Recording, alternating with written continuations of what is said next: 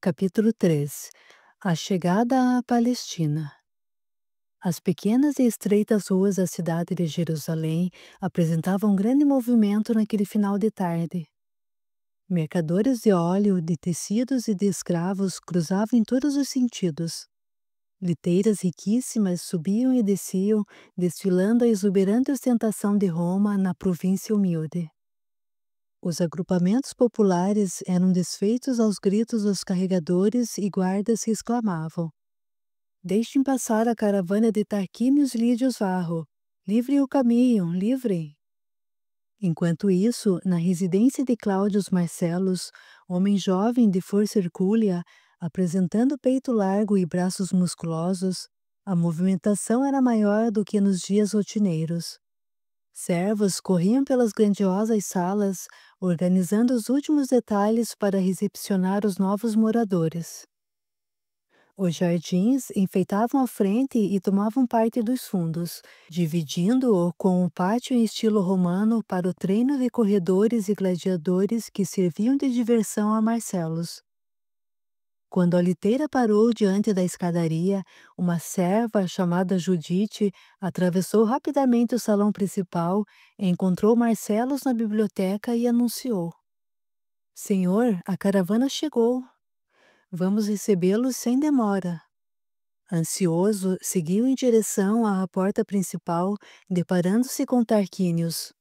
Abraçaram-se saudosos e felizes. "Ave, meu amigo! Que felicidade tê-lo conosco! Onde estão tua esposa e tua filhinha?" Helena, com a pequenina nos braços, surge. "Estamos aqui", respondeu com largo e afetuoso sorriso na face. Mal a viu, ele foi a seu encontro e com intensa felicidade abraçou-a respeitosamente. "Como estás linda! A pequenina é a imagem de uma deusa. Vamos, de certo estão cansados e aguardam a oportunidade para se refrescarem." Helena e a filha foram repousar, enquanto Tarquínios e Marcelos, sentados em uma das salas internas do palácio, conversavam animadamente, relembrando o passado e trocando impressões a respeito do presente. "Depois da morte de tua esposa, não pensaste em consorciar-te novamente?" perguntou Tarquínios, saboreando o vinho. "Não, dedico-me ao exército. Divirto-me com as corridas e com os gladiadores. Um homem tem que aprender a ser só para servir melhor. Meu filho, Marcos Aurelius, está com 7 anos.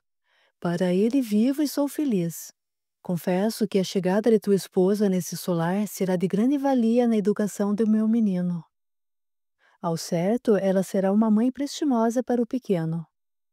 Alterando o rumo da conversa, prosseguiu: "Sabes por que estou aqui? Vieste representar o imperador, e se bem te conheço, a ascensão que tiveste foi merecida. Tua reputação, digna e honesta, já é conhecida por muitos. Estivemos separados devido às exigências de nossas carreiras. Eu com o exército e tu com as filosofias e leis, mas sabia que algum dia trabalharíamos juntos. Ouvimos diversos rumores a respeito dessa região." Com feição preocupada, continuou: "Confesso que estou um tanto alerta quanto ao que encontrarei aqui. Encontrarás muito trabalho, corrupção, conspirações, a ambição dos patrícios, um obscuro e poderoso comércio de escravos, o corrupto e egoísta versus Lúcius Antipas e um povo místico e enfurecido."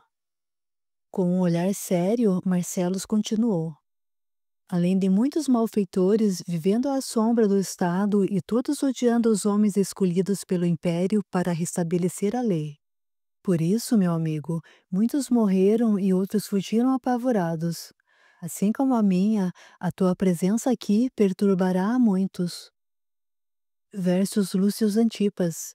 Já ouvi falar dele, mas confesso que pouco conheço sobre seus feitos.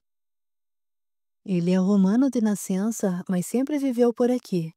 O atual governador, sabendo das suas ambições, determinou que ele exerceria um cargo público restrito a esse povoado somente em substituição temporária de algum membro da nossa sociedade. Hoje não possui força de ação, porém tem grande influência junto ao povo que o teme devido ao seu rentável comércio de escravos. Acredito que é isso que o mantém aqui. Tarquinius mantinha-se pensativo quando Marcellus, levantando-se no intuito de tranquilizar o amigo, incentivou um descanso.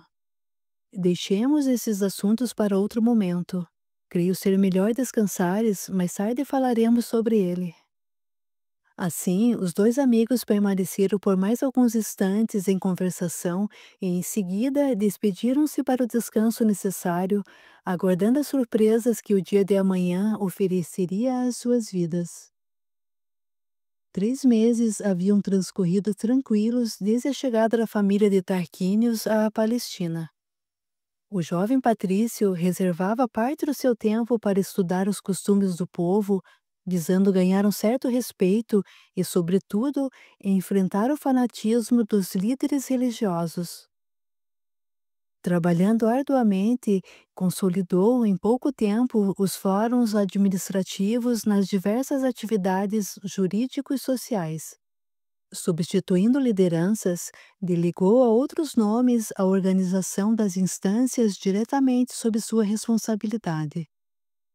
Conseguiu, com seu trabalho e dedicação, ganhar a simpatia e o reconhecimento do imperador, que lhe deu autoridade suficiente para punir severamente líderes e cúmplices que se manifestassem contra as leis do império. Dessa forma, Tarquínios conquistou poucos amigos e muitos inimigos. Nesse período, contava com o apoio integral de Marcellus, que organizava a guarda, visando manter a serenidade e a proteção da família Varro, e vigiava os atos do exército com firmeza. E a vida seguia serena. Marcellus divertia-se treinando, no pátio de sua residência, os corredores que considerava mais propensos para a prática de esportes. Mas, diante daquele cenário social conturbado, entre os hábitos de um povo simples e os excessos de vaidade e ilusão trazidos de Roma, a nobre Helena lentamente adaptava-se à nova realidade. Ela se mantinha restrita às suas obrigações familiares, dedicando-se ao amor do esposo e, sobretudo, ao da filha, que ainda não havia iniciado seus primeiros passos livres. E acolhia Marcos Aurelius, o filho do amigo viúvo, como seu próprio filho. Com sua humildade e simpatia, ela conquistou os corações dos servos, que a apoiavam incondicionalmente na sua adaptação à nova vida. Contudo, havia a exceção de uma serva israelita chamada Sara, que com sua beleza juvenil não demonstrava ser confiável para seus novos senhores.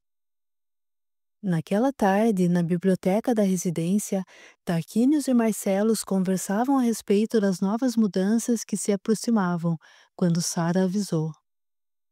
Versos Lúcius Antipas aguarda-vos no salão principal. Antes mesmo da serva finalizar a frase, Versos surpreendeu a todos, adentrando a biblioteca e demonstrando falsa e prepotente simpatia. Sara, encantada com a presença do patrício, com ele trocava discretos olhares que exprimiam a volúpia e a cumplicidade de um envolvimento de muito tempo. A serva tentava disfarçar aquele momento para que não fossem notados os sentimentos que nutria, e antes que a ordenassem, retirou-se. Versos, com a astúcia inerente à sua personalidade, poupou as saudações e disse: Ora, ora, não necessito ser anunciado. Mal pude esperar para cumprimentar o enviado de Roma em meu nome e de meu filho Corvino. Para demonstrar todo o nosso respeito, apreço e generosidade, trouxe para tua esposa o mais puro linho de Antioquia, para tua filhinha as sedas de Alexandria e para ti esta saca contendo alguns milhares de setércios. Prosseguindo com a encenação, Versos continuou. Agora gostaria de conversar a sós contigo. Nesse momento, Marcellus inquietou-se e olhou para Tarquínios, que interveio de pronto. Não tenho segredos diante do meu amigo. Compartilhamos todas as questões públicas. Versus deixou que seus olhos refletissem uma insatisfação que dissimulou ao falar. Por que haveria de me incomodar com a presença do amigo? Marcelos, conhecendo a astúcia do Patrício e não contendo seu instinto explosivo, disse: Vamos direto ao assunto. O que queres em troca desse dinheiro? Vejo que sois homens objetivos, assim também o serei. Tenho muitos interesses financeiros nesta província. Quero uma amizade silenciosa entre nós. Afinal, como representante do imperador, o poder está nas mãos do nobre Patrício. Todos os processos pertencentes a esta região passarão por tua avaliação. Hoje tenho acesso às informações do governo sem dificuldades.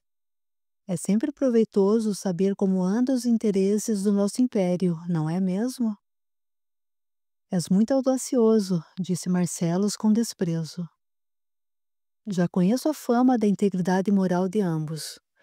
Por que não desistir da ideia de controlar nossos atos e de impor esses antigos preceitos de moral sem valor? Tantos já tentaram e não tiveram êxito. Saibam que possuo amigos muito influentes nessas paragens. Alguns são membros do Sinédrio e também compartilham comigo o rentável comércio de escravos. Acomodando-se em confortável assento, prosseguiu versos em seu inescrupuloso discurso. Eles também se sentem apreensivos com a tua presença. Teus pensamentos revolucionários são muito ousados e não passam de sonhos tolos de juventude. Além do mais, não acredito que exista um homem que não seja corruptível. Efêmeros são os tesouros conquistados por atos sombrios e inconsequentes, disse Tarquínios, praticados por corações aviltados e envolvidos com a turva ignorância. Somente o trabalho, o esforço, o estudo e a dedicação são capazes de produzir riquezas eternas em nossas existências e, sobretudo, auxiliar na manutenção da consciência do dever bem cumprido. Apesar da perturbação provocada por aquelas palavras, Versos prosseguiu. Os romanos de linhagem clássica deveriam ser como alguns soldados do exército, que têm força, coragem e ação, não permanecendo algemados às linhas filosóficas e pensamentos moralistas. Sorriu ironicamente. Se desistires desses propósitos de justiça, todos sairão beneficiados. Sou homem generoso e não esqueço daqueles que compartilham meus ideais. Ninguém é tão honesto ou cego por justiça que, diante de boa quantia, não altere o rumo da própria existência. Não sejas insolente, disse Marcelos, avançando em sua direção com visível ira. Retira-te desta casa. Acreditas que Tarquínios receberá das tuas mãos imundas esse suborno em troca de um silêncio covarde? Acalma-te, exclamou Tarquínios, segurando o braço do amigo. A violência não será útil nesse momento. Ela não é capaz de educar alguém que traz impresso na alma a marca delituosa da própria insensatez. Como podes manter a serenidade diante desse cão miserável? Como resposta, o desenvolto Tarquínios olhou friamente para Versos e disse: Mais vale um homem perder toda a riqueza do que perder a integridade de sua consciência e da moral, coisa que jamais conhecesse ou conhecerás um dia. Tua atitude de me trazer suborno sem ao menos me conhecer é, sem dúvida, um ato de coragem que não posso abstrair. Versos, sem esconder sua ira, disse: Sois inofensivas e ingênuas criaturas. Não tardará para sentirdes a força das ações dos lobos sobre vossas vidas. O que temer se os negócios são íntegros e honrosos? Perguntou Tarquínios.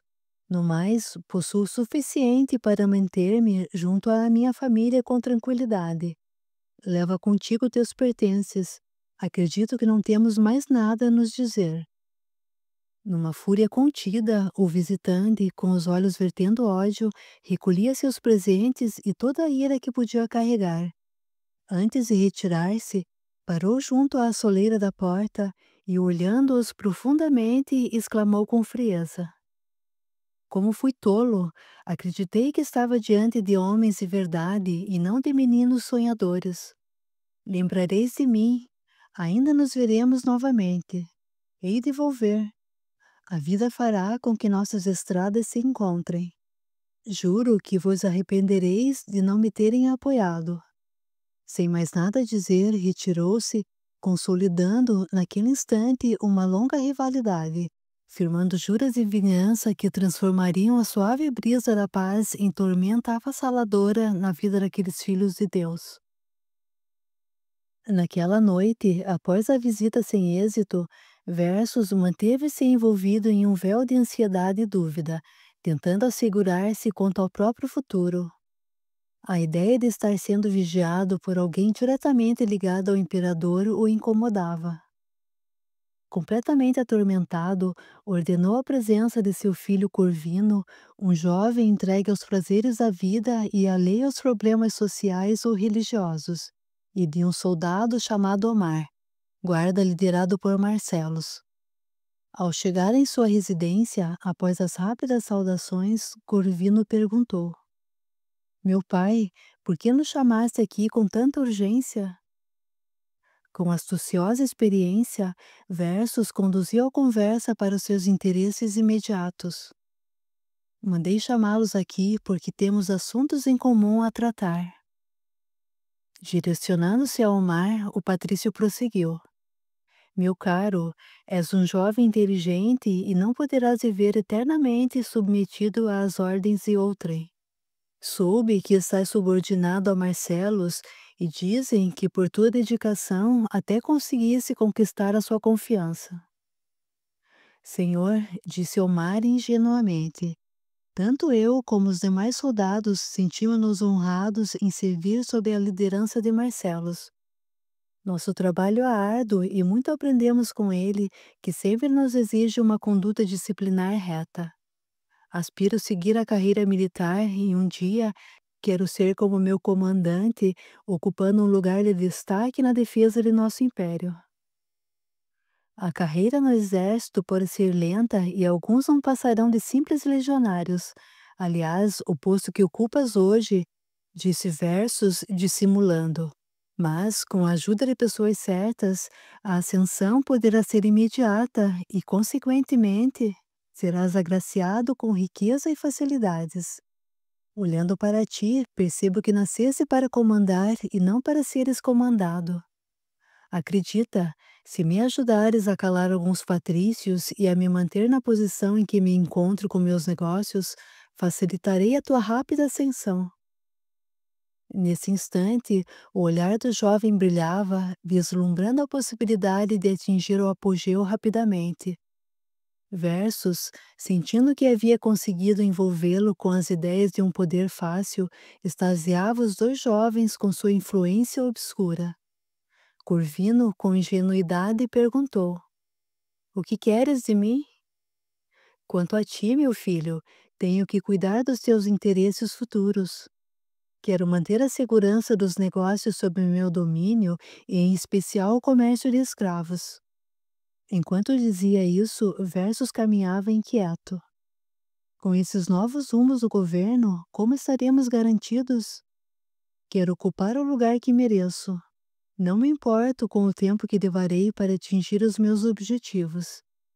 Sei que terei a liderança desta região. Enquanto isso, não posso permitir que atrapalhem meus planos. Como poderemos alcançar esses objetivos? Perguntou Omar. Meu jovem, não vos preocupeis, já pensei em tudo. Apenas necessito da vossa ajuda para um trabalho sigiloso que não posso confiar a mais ninguém. Tens acesso à casa de Marcelos, onde Tarquínios reside com a família. Descobri que ele possui verdadeira adoração pela filha. Desse modo, o que o afastaria daqui senão a morte da menina? Ele, ao certo, em completo abatimento, entenderia que nada mais tem valor. Após essa tragédia, ele certamente abandonaria suas atividades e retornaria destruído para Roma. E eu estaria livre desse obstáculo em meu caminho. Como sugeres que façamos para que não desconfiem de nós? Perguntou Corvino, aturdido. Agiremos de maneira que a culpa da morte da menina recaia sobre a esposa dele. Para isso, conto com a ajuda da serva chamada Sara, compromissada comigo por presentes e por promessas de um amor inexistente que lhe faço. Ela é o meu olho naquela residência. Respirando profundamente, Versos prosseguiu. Destruirei aquela virtuosa família e quem estiver em meu caminho, custe o que custar. Livrar-me-ei daqueles homens e, após, brindaremos a nossa vitória. E Marcelos, o que faremos com ele? Perguntou o legionário. Primeiramente, cuidemos de Tarquínios, porque agora não me preocupo com seu amigo. Esperarei o tempo que for necessário para livrar-me dele. Todos sabem de seu interesse e incentivo às corridas. Farei com que um dia seu divertimento seja sua morte. No momento oportuno, prepararemos um acidente para tirar-lhe a vida, disse entre sorrisos irreverentes. Façam tudo o que digo sem falhas. Entre sucessivos cálices de vinho, aqueles homens permaneciam unidos, ajustando os detalhes daquele plano sombrio que sentenciaria a pesado jugo corações inocentes.